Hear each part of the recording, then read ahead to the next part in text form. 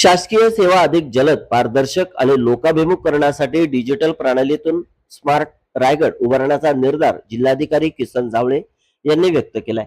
सेवा हक्क अधिनियमांची प्रभावी अंमलबजावणी करून जिल्ह्याला राज्यात अग्रस्थानी नेण्याचे उद्दिष्ट त्यांनी मांडले.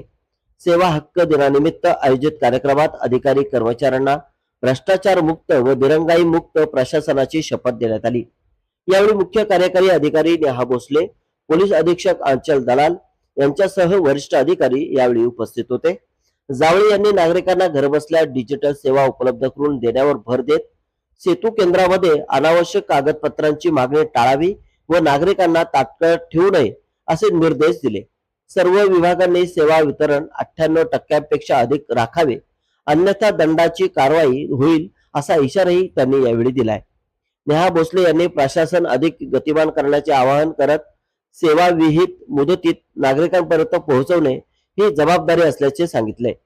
यावेळी उत्कृष्ट कामगिरी करणाऱ्या अधिकारी कर्मचाऱ्यांचा सत्कार करण्यात आला. आगामी काळात महसूल, पोलीस व जिल्हा परिषद यांच्यासह सर्व विभागांच्या समन्वयातून रायगडला स्मार्ट आणि लोकाभिमुख सेवांचे आदर्श मॉडेल बनवण्याचा संकल्प यावेळी व्यक्त करण्यात आलाय.